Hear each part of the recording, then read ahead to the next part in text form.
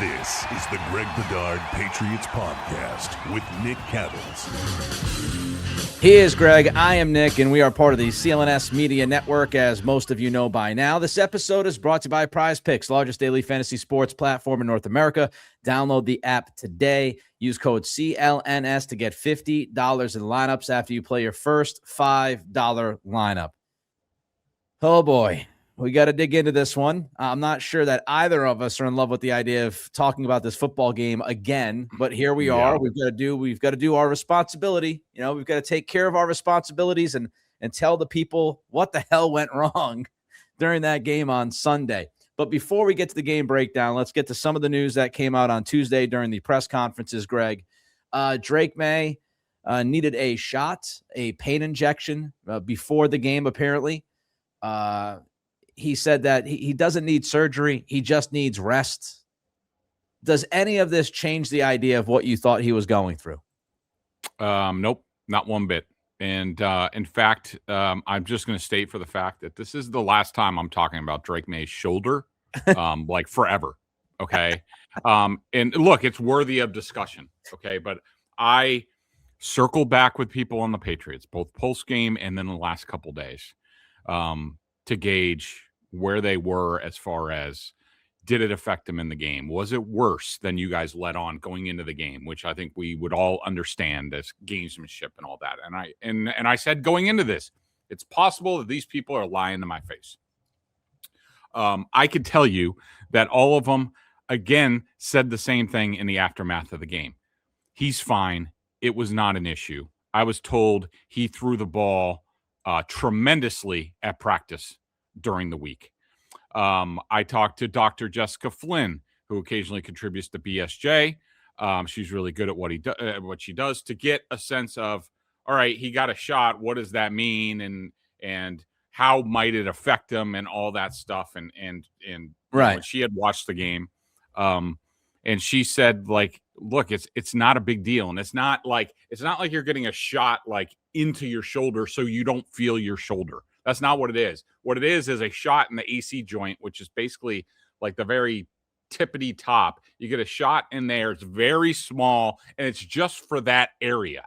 Okay, it's just that area I think it was to basically to do it before he got like roughed up in the game. Yeah, because they didn't want to have him. It was just it was mostly precautionary, and I do not know whether they did it during the week. You would have figured they would have, but I don't know. On film, I didn't see anything that indicated to me again that he was that he had an injury that affected him. Was he injured? Yes. Did I see anything in the game that made me think, oh, well, like that didn't come out right? No. He threw a couple of heaters. He threw a pass that was 54 yards to Mac Hollins. Again, This was another example to me of any of these quote unquote errant throws that people are saying. And they like, it seems like most people are just using their evidence like, wow, Drake Maye was really good during the regular season, and this isn't like him, so he must be hurt. No, there are reasons that we talked about off the Broncos game where his feet aren't right. You know, he's not seeing it right. And he's always been a quarterback because he's so young that when he's not confident and like, you know, maybe his first read wasn't there, and the Seahawks do a great job of changing the picture after. He wasn't confident, and when he does that, his feet start to get pitter-pattery, and he starts moving into pressure and things like that. Obviously, the offensive line was an issue. That, you know, one of the main reasons, like, if he's not getting postseason surgery, I don't want to hear about it.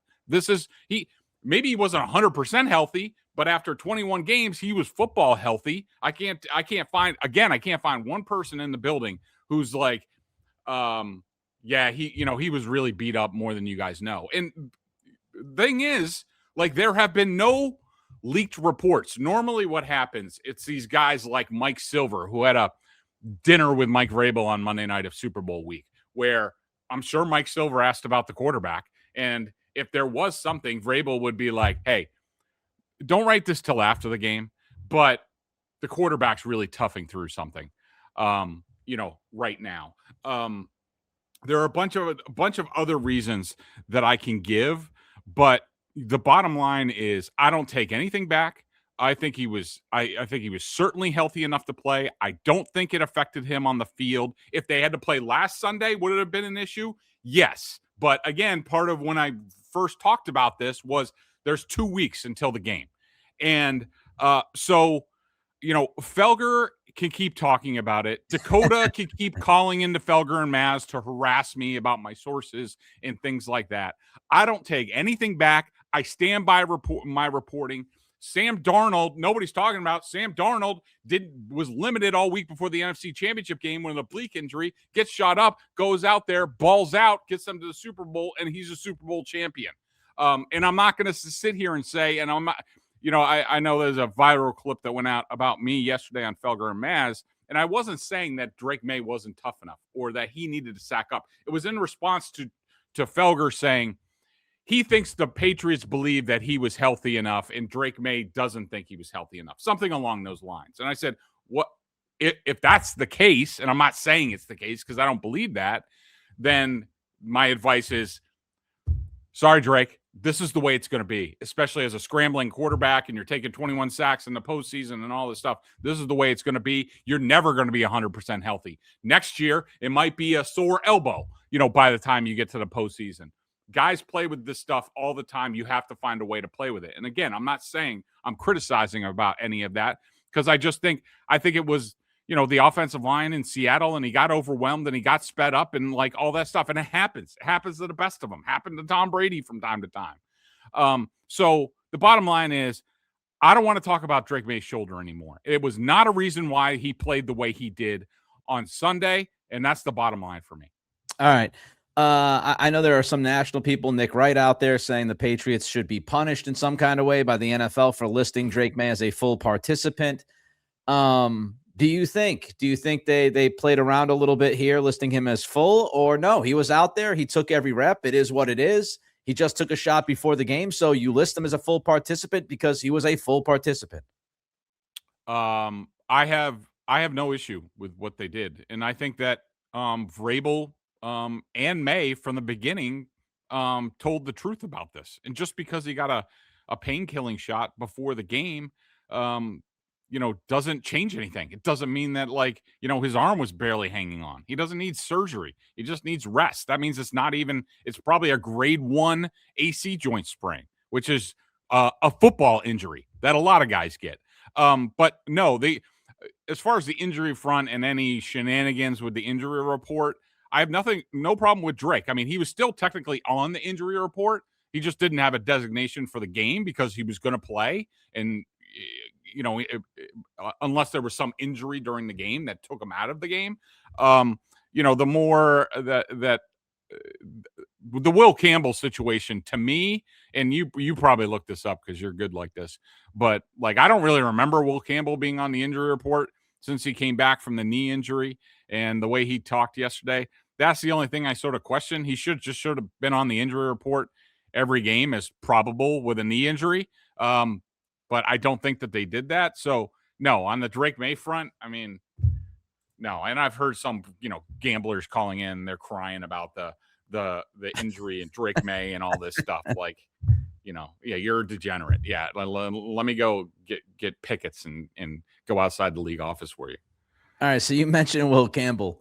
Vrabel with the media on Tuesday, standing by Will Campbell at left tackle. Now, I don't want to get too deep into what happened against Seattle because we do want to take a look at the game. But just the idea, Greg, of Vrabel standing by Campbell yesterday with the media, do you think that was the right decision? Yeah, I do. At least in the short term, and I think it goes to Mike Vrabel's MO that we saw all year with him, that he stands by his guys, and especially the guys who who are good teammates and take care of the team and all that stuff that came to light during the lead up to the Super Bowl. That's what I expected Mike to say, mostly because they have no other options at this point. Do I think? And I think you and I are on the same wavelength as this, as we've talked about it over the course of the season. Will Campbell and I think early on in the season when people were really high, I think both of us were like, look, he's fine. He's doing a good job, okay to good job most weeks. Some weeks he played really well. But I think both of us, I think, have concerns about him as a long-term left tackle, a Super Bowl winning left tackle. That doesn't mean that he can't get there. We just have some concerns and we want to see how this plays out. But I think it's the right move, but I still think that the Patriots need to, among other positions, and I think it should be fun getting into the postseason look at this as we go on. Yeah. Because I do think the Patriots have a lot of work to do in a lot of areas, and even if they're coming off a Super Bowl. And I think that, tackle with Morgan Moses being older, what do you have in Marcus Bryant? Vadarian Lowe's a free agent. Like, they're going to have to do some things at left tackle. And am I opposed to Will Campbell at some point if he finds himself in a competition for left tackle? No. But for now, yeah, he's the Patriots left tackle. They don't have any other options. And I still think he's a good option. He's, a little bit dinged up, has some technique issues, needs to get stronger.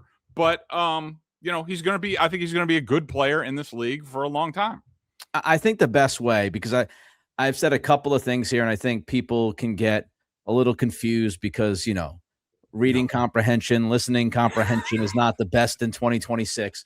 So I'm going to put this out there one last time because I'm so tired of talking about Will Campbell at left tackle. I'm exhausted, Greg. I'm exhausted between Twitter and the podcasts and radio shit that I did, leading into the draft. Like, I am just so exhausted about length and arm length and shoulder width and wingspan. I'm so tired of it. So for one last time, this is how I feel about Will Campbell going into the offseason. Number one, I think he played pretty well for most of this season. Number two, I think he struggled and at times struggled mightily against top tier / elite pass rushers. Number three, I think there are obvious issues that many offensive linemen that have played in the league have pointed out on Twitter and elsewhere, where it's, technique, as Greg said, that I do think you give him the benefit of the doubt to work on during this offseason to see him improve. I think he can improve his strength during the offseason as well. I am not in a rush to quit Will Campbell. I am not in a rush to move him off left tackle. I'm perfectly fine if you give him a shot next year and see if at 22 years old, and by the way, he just turned 22 a month ago, if he improves, if he gets better. Greg and I have talked about this a bunch with young players. You usually give them 2 or 3 years to see if they can improve and take that next step. So I'm perfectly fine doing that with Will Campbell. And I think when you look at a lot of other issues that this roster has that you've got to figure out, I'm not putting left tackle up in like my top 4 or 5. There are many other things that you have to do and have to accomplish this offseason. So I think he can be an average to above average left tackle. I am not an offensive line guru. I don't play one on the podcast. I don't try to play one on the podcast. I listen to people that played in the league. I listen to Dante Scarnecchia. And if those people are telling me they think he could be a good left tackle, then I think he could be at least a good left tackle. Is he a franchise, excellent left tackle, all pro? Very unlikely. But can he get the job done? I think that is possible, if not probable. So we all have to just take a deep breath and chill out a little bit and understand. And I do think, the knee thing didn't help. Am I going to sit there and say that was the cause of all the issues? Of course not. But I'm sure it didn't help when you're playing against the elite of the elite. Like if you're banged up and you're going against the defense that's not very good, pass rush that's not very good, a below average or average pass rusher, then you might be able to survive that at a better rate. But when you're going against, the murderer's row that he had to go against, and I think we've got to respect that as well. Like we've got, again, it's not excuse making. It's just he had a number of tough matchups dealing with something. He's young, shit happens. And one more thing I'll put out there. I don't know how you feel about this, Greg, because I've had some people ask me or get mad at, why didn't Vrabel pull Campbell or Wilson during this game? I don't know how you feel, Greg, but the way I look at it is, number one, what's that do to their psyche? If you're building the left side of your offensive line for the next 5 to 10 years, and whether you or I disagree or agree with this, if they see Campbell and Wilson as their starting left side of the offensive line for the next decade, they're not pulling them from the Super Bowl because who knows what damage you do to those two guys. They're both very, very young. you could absolutely smash them mentally. And Mhm. we've seen Will Campbell emotional multiple times, didn't speak after the Super Bowl. So you do have to kind of handle him because they're younger. You got to handle them a little differently. Number two, is that fair to Vederian Lowe or Ben Brown, who hadn't played in weeks? You're just going to throw him in the middle of the Super Bowl against that Seattle defense and go, "Hey, fellas, good luck." like, Chum in the water, baby. yeah, like Vederian Lowe is just gonna be like, "Wait a minute, man." Like, where'd who go? like, the starters have been getting reps all week, been looking at this stuff, been watching the film, been practicing to be ready for the Seattle defense. And it's not to say that Lowe and Brown are completely useless, but they're backups for a reason. And you don't throw them in the middle of a Super Bowl and go, "Hey, fellas, it's sink or swim time. Good luck." Like, it's not reasonable. It's completely unfair. All right, so that's I agree with you about that. I mean, I wouldn't put it past the coaches to have discussions during the game about benching them, but I agree with you. It's similar to the CJ Stroud argument against the Patriots, like, because obviously we saw how CJ Stroud played, and yeah. there's one school of thought, and I do think he played better in the second half. I know, D'Amico Ryan said that, when he was asked about it, but you bench CJ Stroud in the middle of a playoff game. I don't know if there's ever coming back for that guy. And I feel a lot better about, well, certainly Will Campbell, Jared Wilson. I have concerns about him, and I think his days as a left guard are probably almost definitely over. At least as a starter, I would think.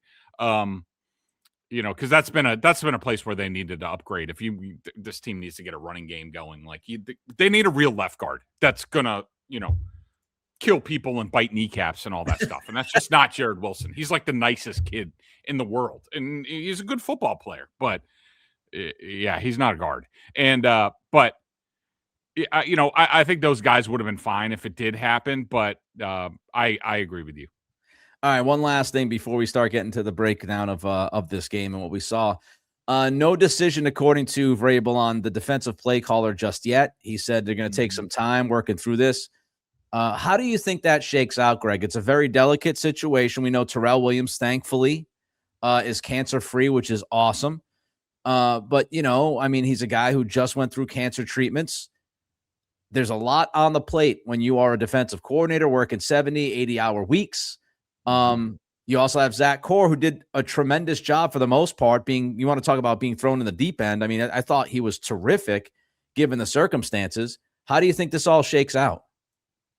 It's a great question. And, I was just thinking to myself, like, I would, especially because of Terrell and his health situation. And, he says he's cancer free, which is, awesome. If I'm Mike Vrabel, I don't feel like I need to be in a rush, even though it sounded like Vrabel said in the next couple days or weeks, like they're going to, or week, they're going to figure some things out.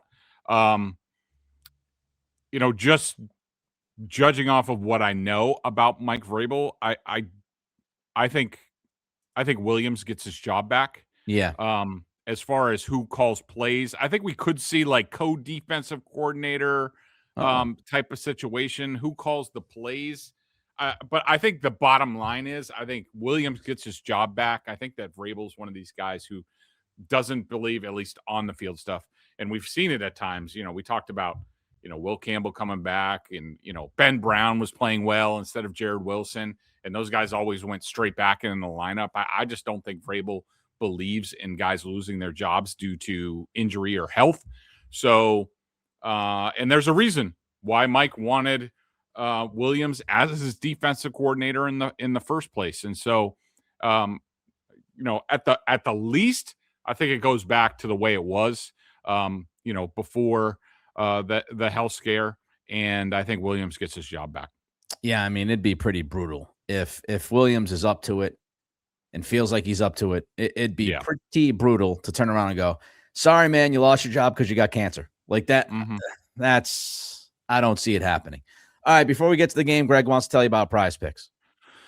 Yes, I do.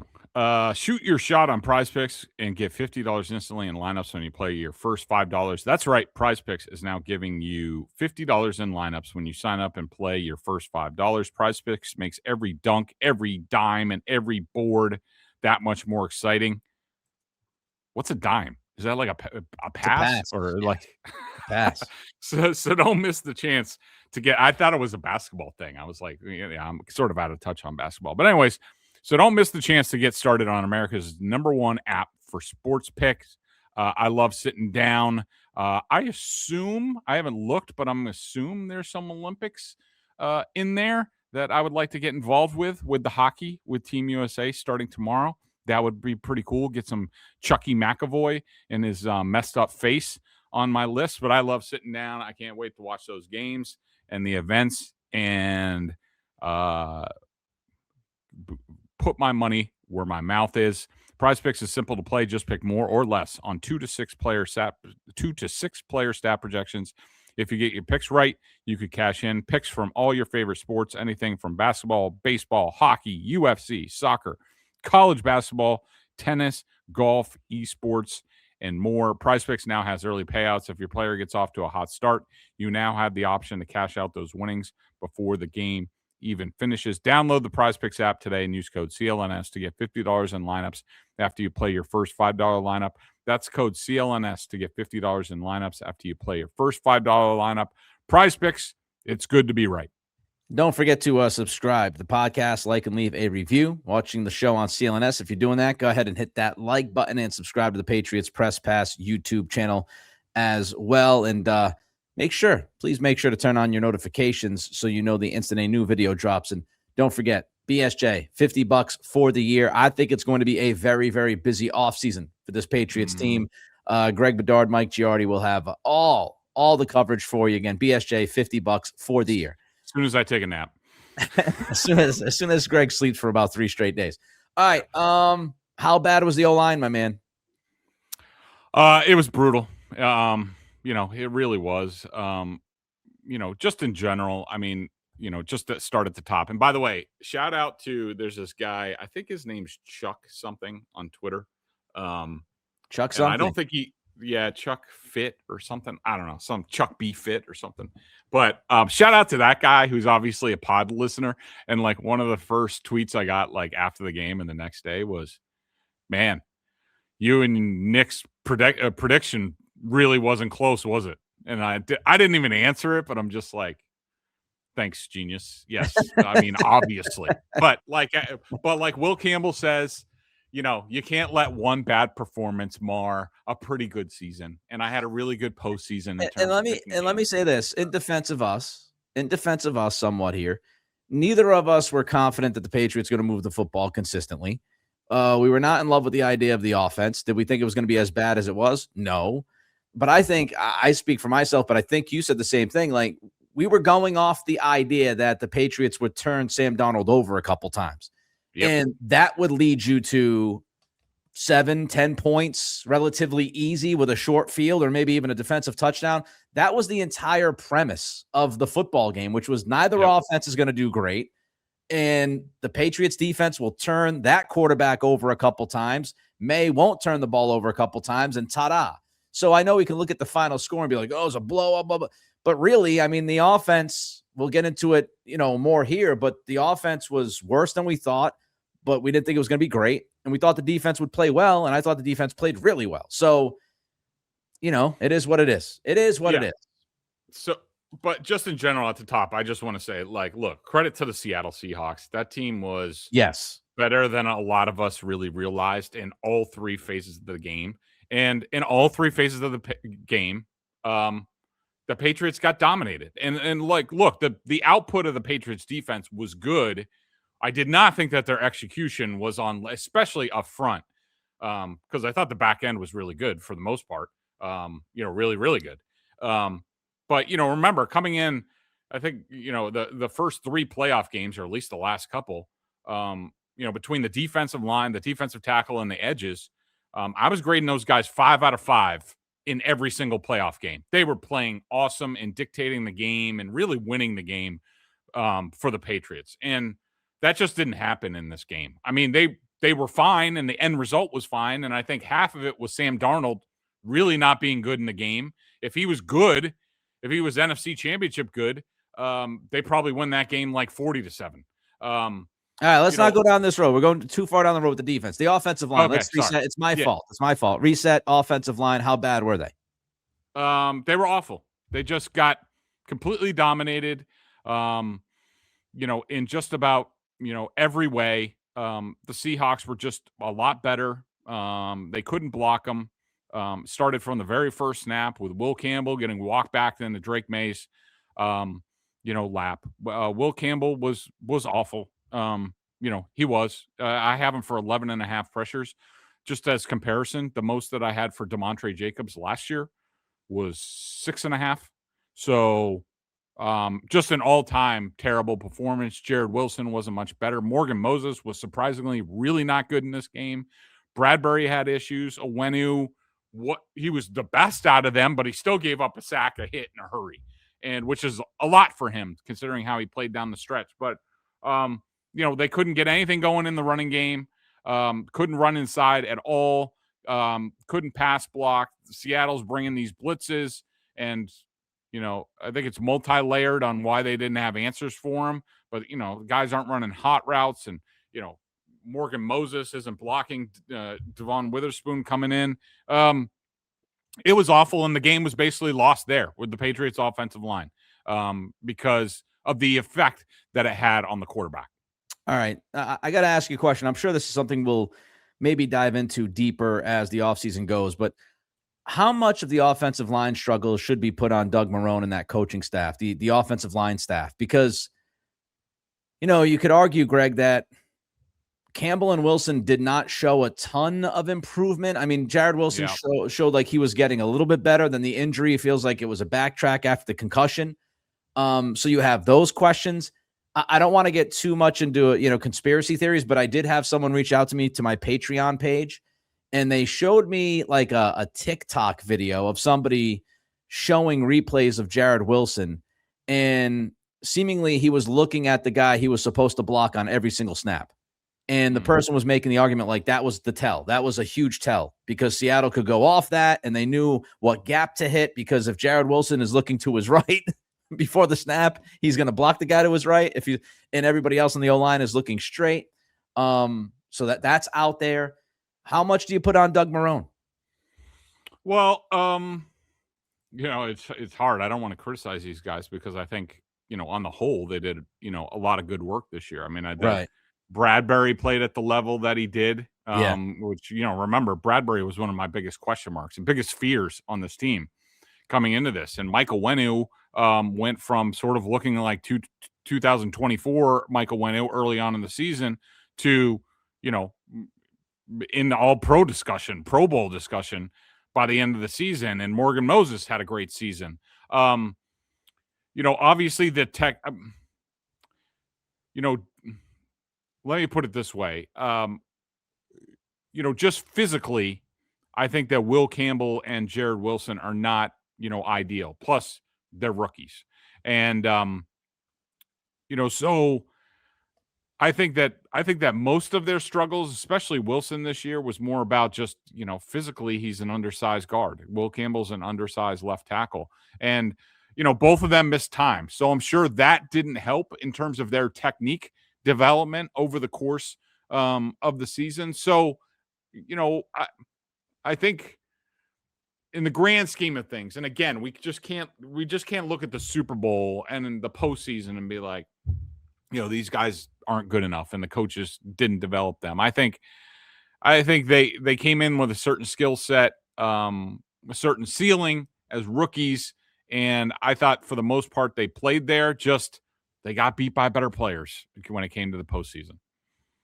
All right, I want to get into May. Just a couple of observations before you go, because I know you'll go deep into this one. I thought he was okay through like the first quarter and a half. There wasn't really anything that stood out to me that was like, I felt like it started to get off the rails truly on the final drive of the first half, where he missed a couple throws. I thought the third quarter was an abomination. I thought, decision-making, You mentioned the footwork. He missed multiple guys. There were plays out there to be made, folks. Okay, I know there's a Kurt Warner beef with the dude Benkert or whatever the hell. I'm not getting into that shit. I posted the video of Benkert because there were a couple of plays that he highlighted that jumped out to me, and I'm sure that jumped out to you, Greg. But there were plays. There were some plays to be made, and Maye did not make them. So the offensive line was atrocious, and I thought screwed up the game right out of the gates. And I thought that impacted Maye. And as the game went on, his play started to, decline. It was never good, but his play started to really kind of fall off. And he had opportunities. And watching this game, it's like, man, it just felt like the offense. The first drive, Will Campbell gives up a sack. It's dead, right? That drive's dead. I don't know if it was the second drive. I think it was. But you have Jared Wilson blow a block on the Travion Henderson run. 4-yard loss, 2nd and 14, drives dead. Third drive, I think, was when Maye had Hunter Henry on the quick game down kind of the seam in the slot. And Maye throws it high and behind Henry. And Henry can't come down with it. I don't kill Henry on that. If you watch the end zone angle, very tough catch. I mean, Maye's got to put it on him. And then now you're looking at 3rd and 5, drive pretty much dead. He missed Kayshon Boutte at least once. And I think really, to me, the best example for this game of what went wrong, and we are going to get to Josh McDaniels. Is it Hooper? The Hooper play was a disaster. If you're talking about the one in the flat or the one that he's wide open over the top, like he missed Hooper twice. He had Hooper in the flat, but for some reason just threw the football away. He was trying to get away from, I think, Boye Mafe, and Hooper's open like the entire time. And he can throw the ball away, so throw it to Hooper. And then, of course, the obvious miss to Hooper was brutal. But the first play of the third quarter, Greg, where you come out, halftime, obviously this play is drawn up by Josh to try to get things going. They try to get Pop Douglas against Nick Eamon-Warry. And I think we talked about this. One of the things you can do against Seattle's defense is you have vertical routes, and then you go underneath those vertical routes in the flats and underneath to try to create opportunities. And on that play, it's Douglas versus Eamon-Warry. I think it was Eamon-Warry. And Drake doesn't make a good throw, but Douglas was never really open. I mean, you could argue he might have been at late, but so this is the second drive of the third quarter. Oh, was the first one was the first one was the Boutte. And I have Boutte down for a route on this one, but 3rd and 1, Maye passing complete to Douglas. I think that's the one you're talking about. Shit. I don't know. Now I'm thrown off. Maybe it was the second drive, but the play is, whether it was the first drive, second drive, whatever. The play was Pop Douglas goes out almost like on a wheel route against Eamon-Warry, and Maye decides to throw it to Douglas. It throws it to Douglas. I think it was the first play of the second half, but he throws it to Douglas, and it's incomplete. It's not even close. But if you look at that route, if you look at that play, Ramondre Stevenson is underneath that kind of vertical route from Douglas, and Stevenson is wide. There's nobody within 15 yards of Stevenson. If Maye puts it on Stevenson, you could have a 25, 30-yard gain right out of the locker room. But he tries to go one-on-one over the top to Pop, misses the throw. Now you're looking at 2nd and 10. I just feel like that was kind of prototypical of what this game looked like.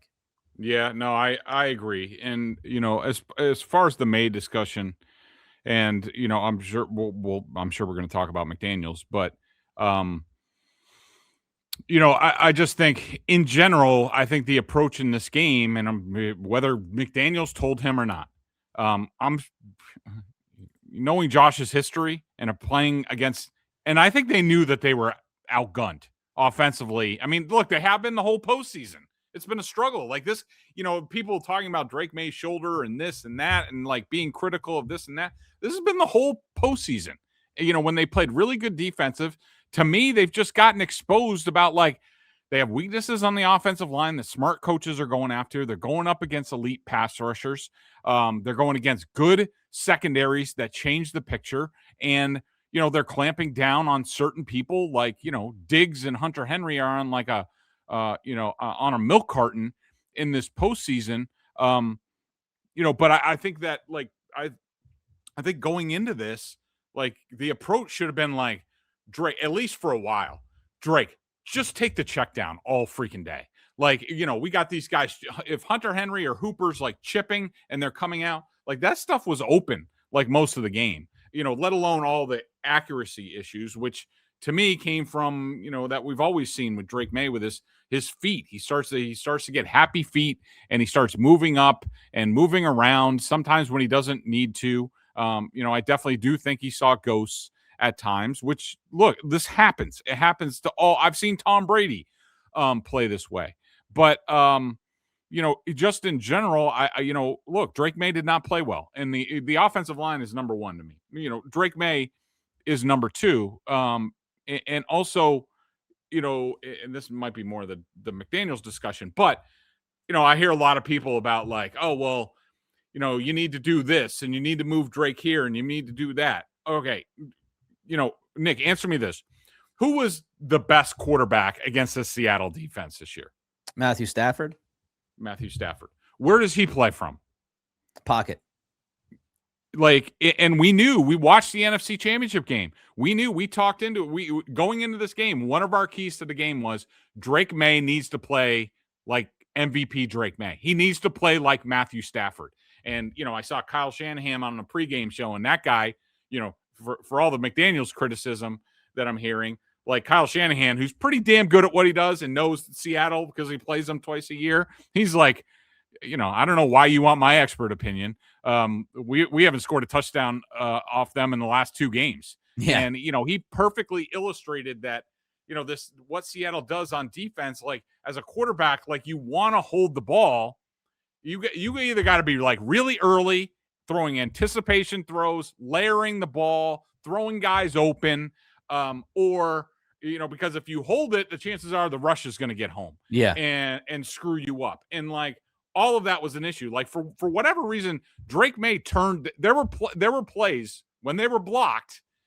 There were plays for him to make down the field or with checkdowns, and for whatever reason, he was turning down those throws. And like they weren't wide open, but they were open enough. And against that defense, that's wide open against Seattle. And for whatever reason, he turned them down until the Mac Hollins pass, the two Mac Hollins passes, where it was almost too little too late, but it wasn't. But he finally did it. And, so to me, it was, he was sped up, turned down throws. I don't know why. And, he did not play well. He did not play well at all. And then he didn't take care of the ball. That was another part of the formula for this game was Drake Maye needs to play like MVP. He needs to play efficiently. He needs to take care of the ball, and he needs to make 3 or 4 special plays in the game. And he didn't really do that till it was 19-0. I said this on Locked On Patriots. It was one of the first shows I did of Super Bowl week. And the word that I used with Drake was decisive. Against Seattle's defense, you've got to be decisive. You've got to make a quick decision and say, okay, that's not open.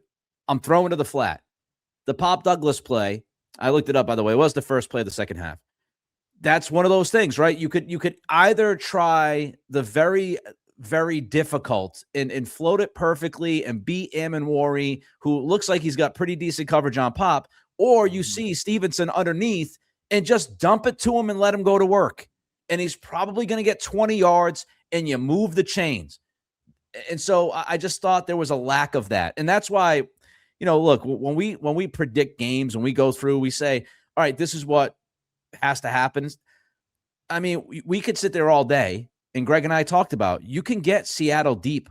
You can get to them deep against those cornerbacks from time to time, and you can cash in some big plays. They were there. Your quarterback didn't make the throw, or your quarterback was hideously inaccurate. That's the facts. That's what happened.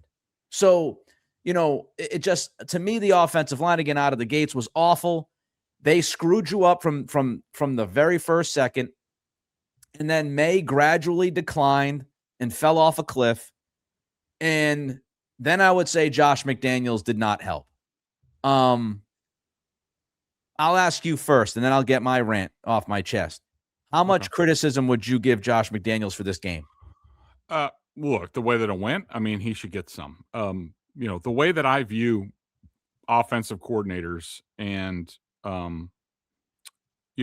the job that they did in the game, I just look at it I look at it as I try to get simple with it and not to get too complicated. And there are certainly things that I thought I was surprised that Josh McDaniels didn't do more, like the jumbo tight end and stay with the run a little bit more.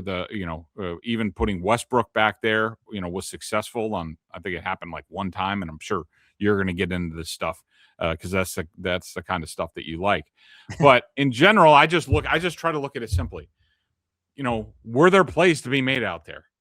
Yes. A majority of the time were there options for the Patriots to get yards.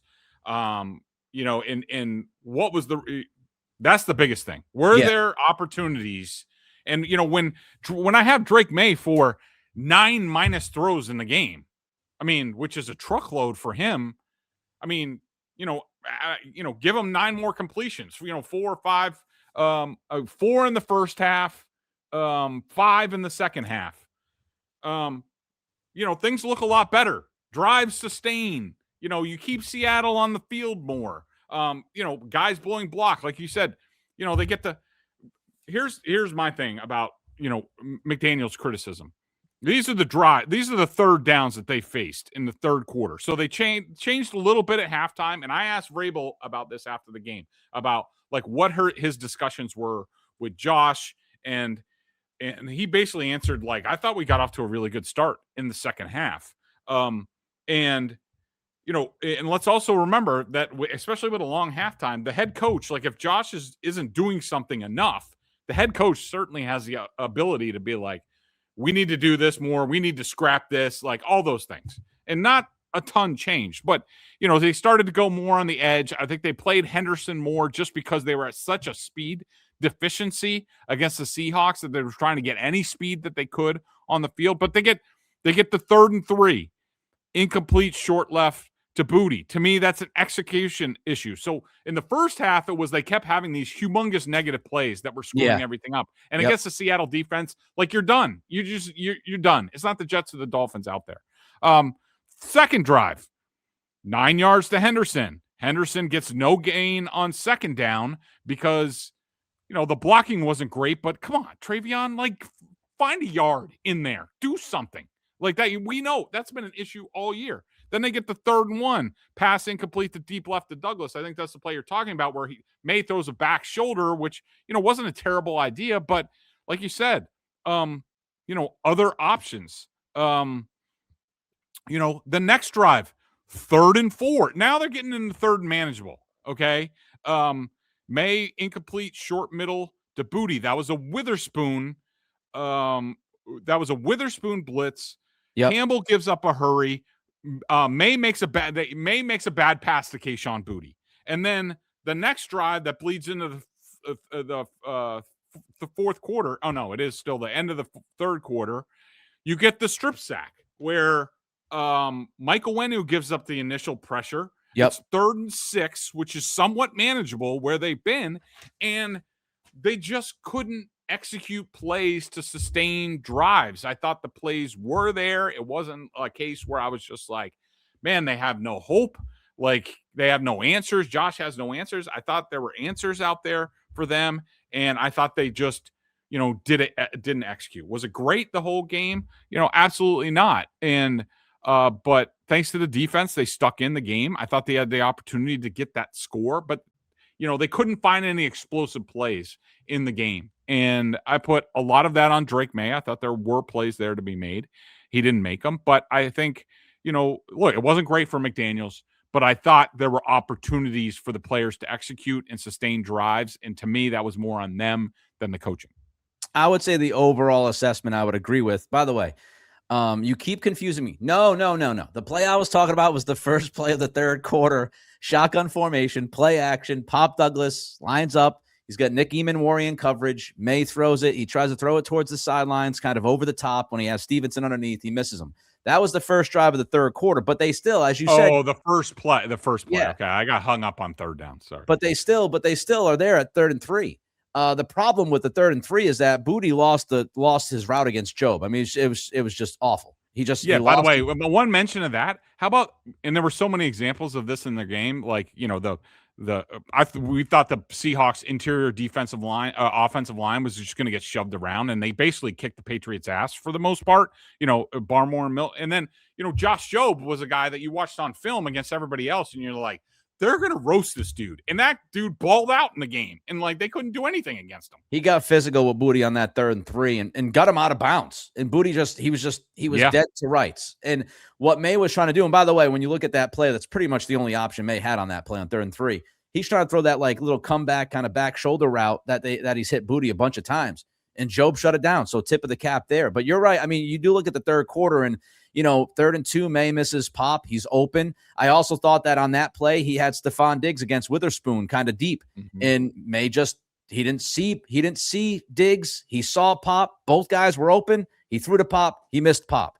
Did you see the one where Diggs was like clapping at Maye? Oh, like yeah. They were deep in their own zone, but he's like clapping, like, open, throw me the ball. I never got to bring this up. I'm trying to remember which playoff game it was. There was a playoff game where Diggs twice was incredibly frustrated. I saw him on the film. Mm-hmm. At one point, he was like yelling to the sidelines, and like it looked like he was trying to flex, but he's obviously not flexing because it was an incomplete pass to somebody else. Yeah. So I thought Diggs was open a few times. Again, I thought Maye just wasn't good. If I was to list like whose fault this was, I'd say O-line first because they began the shit show. Yep. Then I would put Maye because then Maye let that impact him and just was not good. And then I'd put McDaniels because I do think there were things that McDaniels did not do. I don't know if you want to get into the nitty gritty of like, what is your hot route against blitzing and the protection plans. I'll just tell you this, a couple things that annoyed me to no end. I don't know. And we could talk about the speed all we want. I have no idea on God's green earth how you can go the entire second half until the second possession of the fourth quarter without giving Ramondre Stevenson the football. Now, yes, the first play, that's on Maye. He should have hit Stevenson. But Ramondre Stevenson did not have a single carry in the second half. He did not have and it was still 9-0. It was still within reach until the middle of the fourth quarter. He didn't get a single carry until, he didn't get a touch until the second possession of the fourth quarter. And if you look back at what he was doing, he was getting yards almost every time he ran the ball. He wasn't getting 6 or 7 yards, but I don't give a shit. He's getting 3 yards, 4 yards. There was the one play where he had the big loss. I think it was him with the big loss. Henderson had a big loss. I think there was another loss on a run by Stevenson. But other than that, his other 6 carries, he was getting positive yards. And to me, when you're going against Seattle's defense, especially your offensive line is struggling, your quarterback is struggling, settle it the hell down. Get it to Ramondre Stevenson. And even if you're going to go run 3 yards, you're at least at 3rd and 4. And I thought the lack of Stevenson in this game plan was dumbfounding. He's been your best offensive player for the last 2 months.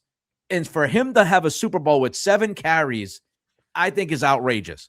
The second thing I would say, to me, I don't know if you feel the same way, Greg. It felt like the Patriots were just afraid to run the football. It felt like they went into this game and said, we're not going to be able to run against this defense. We're not. Because, again, the lack of commitment to Stevenson, they hardly ever ran back-to-back on first and second down to create third and manageable. They ran on first down, they'd get 3 yards, and then it was pass, disaster, punt. So they didn't have the commitment. They actually ran one single play with 6 offensive linemen, which to me was dumbfounding.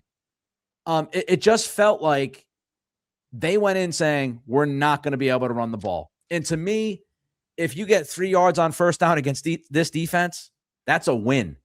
And then you go, and if you run it again, you get 3 or 4, that's another win. Create third and short. And so I just, they didn't go empty hardly at all. And there were things that you could see. I will say McDaniels tried to set up trips 3-by-1 a number of times, which has worked against the Seattle defense. And the trip formations did work, and Maye just missed guys. So I will say that. He did run a decent amount of motion.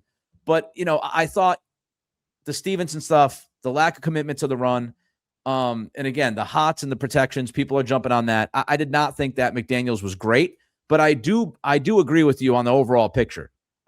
There were plays to be made. And if your quarterback played better and your offensive line wasn't getting their asses handed to them in one-on-one matchups, you could have moved the ball.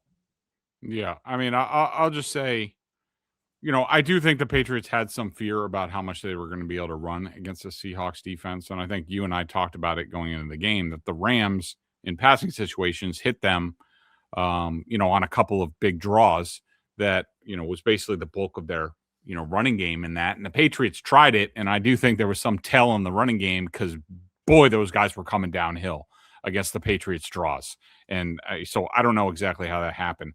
I don't have a big criticism about, Stevenson and the run game in the first half. I mean, take out Maye's 2 carries. They had 9 carries. Henderson had 2 in the first half. So they had 9 carries by the running backs. Maye dropped back a total of 14 times because he was sacked 3 times, 11 attempts. I do think a lot of that was, the sacks and getting behind the chains. So to me, that's somewhat balanced. And I understand you about Henderson. I think about the lack of Stevenson in the second half, or at least in the third quarter, because I think Stevenson is spectacular, and I thought he was one of their better players in this game. Again, and also bailed out Drake Maye on that second touchdown where, he was wide buck open and Drake Maye still almost missed him. He had to pick it up off the turf with his fingertips, and Drake Maye was like this because he thought that he missed him. Like, that's how bad Drake Maye was in that game. That, it looked like me playing a game at the fair, throwing at candle pins or whatever. But I do think that was after halftime. So obviously there were some discussions, and to me it was, we're way too slow on offense. We got to put Henderson out there just to give us somebody with speed that can do something. And I think they went to that. If you're going to do that, though, attack the edges. Like they did it. Well, they did. They had some toss cracks and stuff. They got 9 yards on that one with Henderson. They ran the jet sweep and they ran a toss. But if that's the 2 plays I remember. If your whole thing is we're going to attack with speed and do this then attack with speed. Two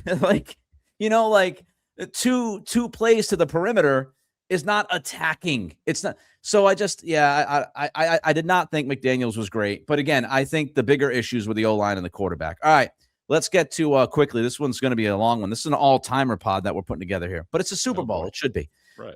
Defensively, and don't forget about the CLNS YouTube channels, behind-the-scenes content, segments. There are many Celtics podcasts, all that good stuff. It sounds like you're a little bit lower on the defensive performance than I was. I thought the defense played well. I thought Milton Williams played well. I thought Milton Williams, let me frame this the right way. Milton Williams put himself in position to make a lot of impact plays in this game. He just did not finish. But I thought that there were 4 or 5 plays where the defense was in position to make a play. Marcus Jones right out of the gates.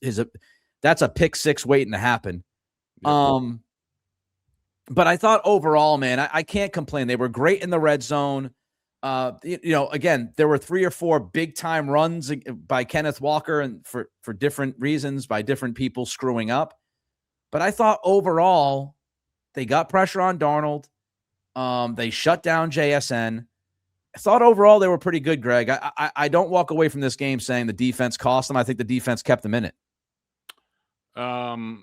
Okay. I mean, yeah, I disagree. I mean, look, point wise, yes, they kept him in it. The question is, why didn't Seattle score more points? I would put more on it on Sam Darnold than I would what the Patriots did. Outside of Gonzalez's first pass breakup was just spectacular. And if they win that Super Bowl, that's probably the cover, and he might be MVP of the game. I thought his other 2 pass breakups were just shitty throws by Sam Darnold. I mean, especially the one to JSN in the end zone that almost should have been intercepted by Gonzalez. I mean, Woodson, for whatever reason, vacated the middle of the field, so it was just JSN and Gonzalez on the whole left half of the field. It's exactly what Seattle wanted. And numbnuts Darnold didn't put it out in front enough. He had 2 steps on Gonzalez. It should have been a walk-in touchdown. So as far as the defense, my main thoughts on it, like we said, part of the formula for the Patriots winning this game was turning Sam Darnold over. And he certainly tried in the early going. I thought for sure, and I even put this in the BSJ member chat, I was like, Sam Darnold is going to throw a pick six at some point. There are multiple opportunities. Yes, they got pressure on Sam Darnold. Darnold got away and made way too many plays. I mean, it's night and day compared to what Drake Maye did against pressure. I thought that the pressure was not good enough for the amount of resources that they put. I mean, the Patriots blitzed 68% of the time, and they got 35% pressure. To me, that's not enough. I mean, yes, Milton Williams had a sack, 2 hurries. He also missed the tackle on the sack, missed another tackle on a run. Yep. Just not enough. Christian Barmore, I didn't have for 1 QB pressure in this game. Not good enough. Not against that interior. They needed to dominate those guys. Cross and the right tackle are, pretty decent. But, left guard, center, right guard, you got to wreck those guys. And I didn't think they really did it. The only way they did it was they brought a crap ton of blitzes and a lot of creative stuff that was getting home, but it was like a beat too late, or Darnold was getting rid of it, staring down the barrel of a gun. I thought the edges were terrible in the run game for the most part. The linebackers were not very good. I thought that Spillane was sort of late with all of his run reads, and all of a sudden there's a linebacker on him and he's getting blocked down the field. Didn't really get the contributions from the secondary guys, whether it's Durden or, Anthony Jennings wasn't great on the edge. Kayvon Chason, who, because of Harold Landry, you need him to dominate the rush, only had 2 pressures that I had him for. Tonga did nothing, just like he's done since he got hurt. Elijah Ponder, not really much. You needed all these guys. I mean, Leonard Taylor, I don't even think I think he played 4 snaps. That was a guy that was getting you plays every week, even in the postseason. And, and I thought, in the secondary, I thought, Marcus Jones had some issues. As great as Craig Woodson was, and he was really good, and especially in the run game. I had him for 5 run stuffs. I don't think I've ever had that before for a safety. He did have some iffy plays, some that didn't turn out bad because of Sam Darnold. So, look, they were certainly good enough for the Patriots to win the game. And again, I think that mostly that's Darnold. But, I did not think it was a great defensive performance. Yeah, look, I don't know if I'd say great, but you and I will disagree on this, just to put it simply. I thought they played really well. I honestly did. I thought Chason blew an edge once or twice, which opened the door for Walker. There was one play where it was either Tonga and Taylor or Tonga and Durden got blown off the line of scrimmage, and that created a wide gap for a run.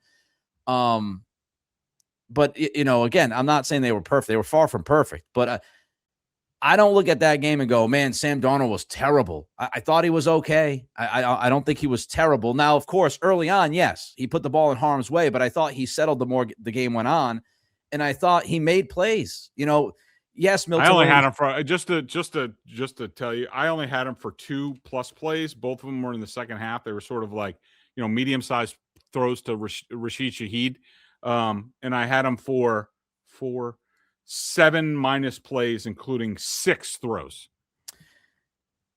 Yeah, look, I didn't do the plus minus on Sam Darnold, but I'll tell you that the scramble during the Williams just plays off the top of my head. The scramble against Williams missed a sack, but again, it's a good job by Darnold being elusive. If Maye does that, we're sitting there talking about how great Maye is to get away from the pressure. So, we can sit here and go tit for tat. I thought the first throw to Kupp against Marcus Jones in the first quarter was a very good throw over the top towards the sidelines. I thought that was a really good throw by Darnold early in the game. I thought he made some plays. I would not be as harsh to him as you are, but whatever. This is not a Seahawks podcast. I thought the defense. I thought the defense played well. I'm not going to bitch about the defense. Again, they could have been better against Kenneth Walker on 3 or 4 plays. There's no doubt. They missed 2 or 3 opportunities to turn the ball over.